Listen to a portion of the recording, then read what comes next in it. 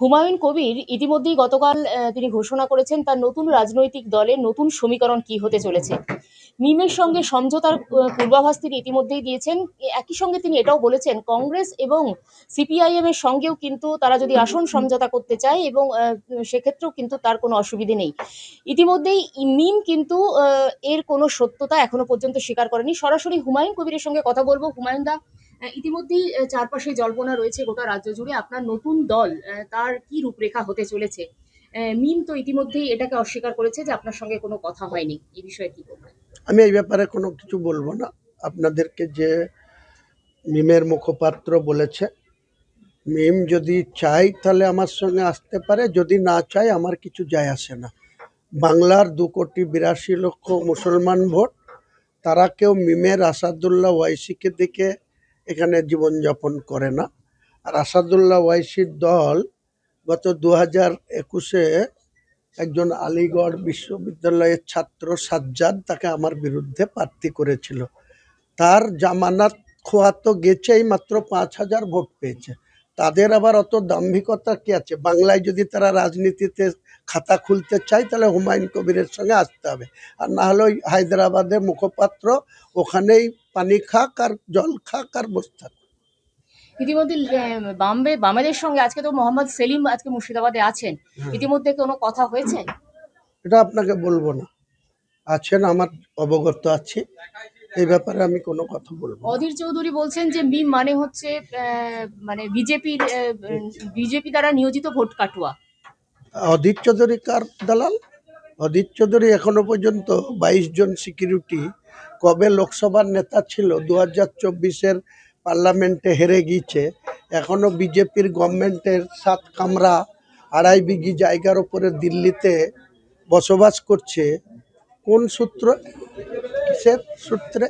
22 জন এই স্টেট যখন দলনেতা ছিল তখন ওয়েস্ট বেঙ্গল পুলিশের ছিল, পাইলট কাজ ছিল, আর দিল্লির একটা পাইলট কাজ ছিল, আর কেন্দ্রীয় ফোর্স ছিল।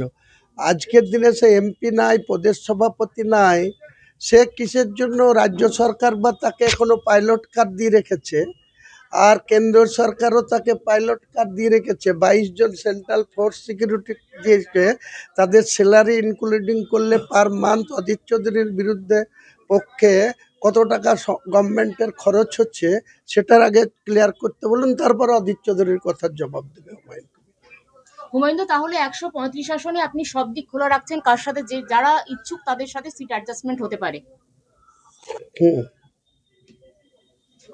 এখনো সেভাবে কারোর সাথে সমঝোতার কথা ক্লিয়ারলি হয়নি, কিন্তু আপনি পুরো দিকটা ওপেন রাখছেন, তাই তো? নিশ্চয়ই। 22 তারিখটা তো আগে আমার দলটাকে ওপেন হতে দিন। আমার বাচ্চা জন্মাবে, তারপরে তো তার অন্নপ্রাশনের ডেট ঠিক হবে।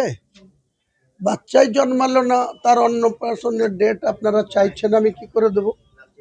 হুমায়ুনদা, এই 135টা আসনে দীর্ঘ প্রচার কর্মসূচি কিভাবে করবেন? ইতিমধ্যে আমরা শুনছিলাম যে আপনি হেলিকপ্টার ভাড়া করছেন। আমি একটা কোম্পানির সঙ্গে, সেটা খুব রেপুটেড কোম্পানি, দুটো রকম টার্মস আছে, একটা 5 সিটার, একটা 7 সিটার। 5 সিটারের কস্ট এবং 7 সিটারের ডেলি যে ফুয়েল কনজামশন একটু অনেক বেশি আছে। আমি 5 সিটারটা ফাইনাল করব না সেই কোম্পানির সঙ্গে 7 সিটার নেব, সেটা আমার ডিসেম্বরের মধ্যে দল ওপেন হওয়ার পরেই last week of December final agreement করে নেব। আচ্ছা, 3 মাসের জন্য? 3 মাসের জন্য। এগ্রিমেন্ট হয়নি এখনো? এগ্রিমেন্টের পুরো প্রফর্মা রেডি। আগেই বলছি আপনাকে 5 সিটার নেব না 7 সিটার নেব, সেটা তো আমাকে একটু সময় নিয়ে করতে হচ্ছে। সমস্ত তাদের কোটেশন, তাদের যে রেট, তাদের যে কত টাকা লাগবে, টোটাল আমার কাছে বসেছি।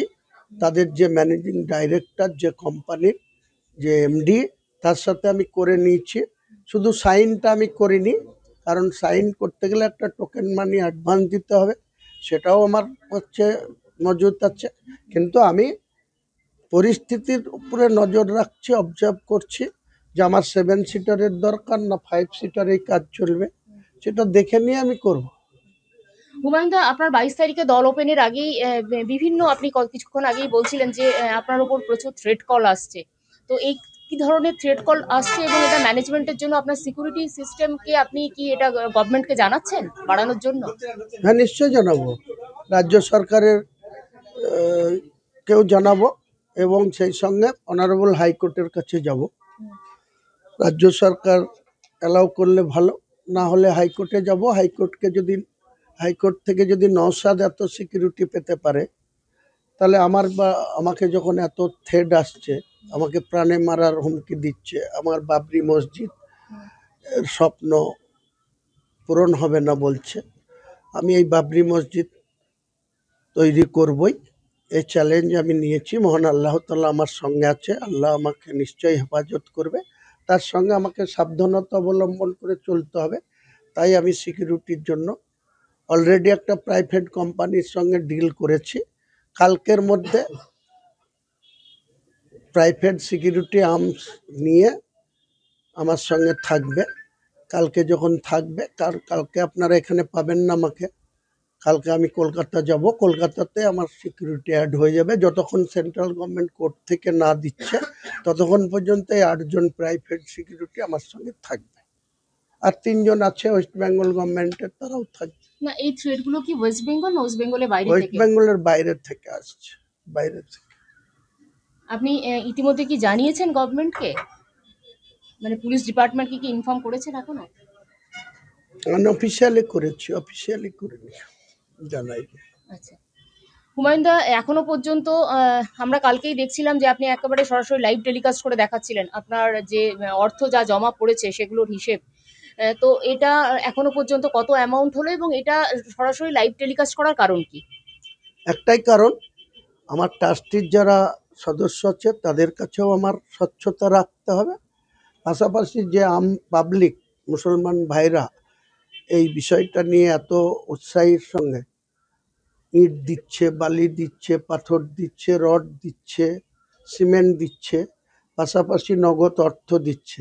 এই নগদ অর্থটা যাতে কোনো রকম 5 টাকা এধার ওধার না হয়, যে টাকাটা এখানে ট্যাঙ্কিতে অনুদান হিসাবে বা বাবরি মসজিদকে মুক্তহস্তে দান করুন বলে যে আমার বাক্স রাখা ছিল, সেই বাক্স 12টা বাক্স এখন অবধি আছে। 6টা বাক্স কাউন্ট করা হয়েছে, কালকে লাইভ টেলিকাস্ট করা হয়েছে একটাই কারণে, কেউ যেন আমার বিরুদ্ধে আঙুল তুলতে না পারে। ইতিমধ্যে টিএমসি প্রচার করছে আমি বিজেপির টাকা নিয়ে চলছি, আবার বিজেপি বলছে আগামী দিনে হুমায়ুন কবির আবার মমতা ব্যানার্জির সঙ্গে ভিড়ে যাবে। তো কোনটা করবে হুমায়ুন কবির? আগামী দিনে কোনো ভোটারের সাথে বেইমানি করা আমার অভ্যাসের বাইরে। আমার দলকে যারা ভোট দেবে বা আমাদের দলকে যারা ভোট দেবে, যাদের মনোনীত করবে, যাদের নির্বাচিত করবে, তারা কারো কাছে মাথা নত করবে না। প্রয়োজনে আমি যারাই সরকারে আসবে তাদের অপোজিশন সিটে বসবো, অর্থাৎ ট্রেজারি বেঞ্চে না বসে অপোজিশনে বসবো। তারপরে কি হয় দেখুন না। তৃণমূল তো বারবার ধরে বলছে যে একেবারে বিজেপির সাথে অ্যাডজাস্ট করে আপনি এই সমস্ত কিছু করছেন, পাল্টা কাকে কাকে বলছে? কে বলেছে? কোন তৃণমূলের নেতা বলেছে আগে বলুন? তৃণমূল একাধিক নেতা বলছে। ও নেতারা সব তেজপাতা। তৃণমূলের একটাই পোস্ট, বাকি ল্যাম্প পোস্ট। সেকেন্ড পোস্ট একটা আছে, তার কি পরিণত হয় 15 দিন ওয়েট করেন। এই মুহূর্তে সে দেশের বাইরে চলে গেছে অ্যারেস্ট থেকে বাঁচতে, কিন্তু বাঁচতে পারবে না, এটুকু বলে দিলাম। হুমায়ুন দা, টোটাল টাকার অ্যামাউন্ট কত হয়েছে এখনো? ওই তো বললাম 37 লক্ষ সামথিং ক্যাশ। এখনো 6টা বাক্স কাউন্ট বাকি আছে, বিকেলে আবার শুরু হবে, লাইভ ক্যাশ দেখানো হবে। আর 2,10,00,000 সামথিং অ্যাকাউন্টে দেওয়া পড়েছে।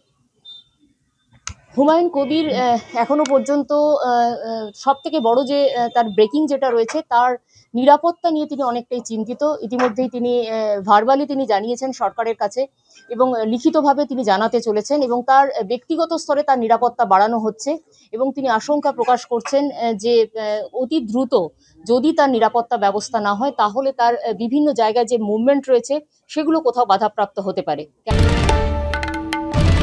বাংলার আওয়াজ, বাঙালির আবেগ, জি 24 ঘন্টা।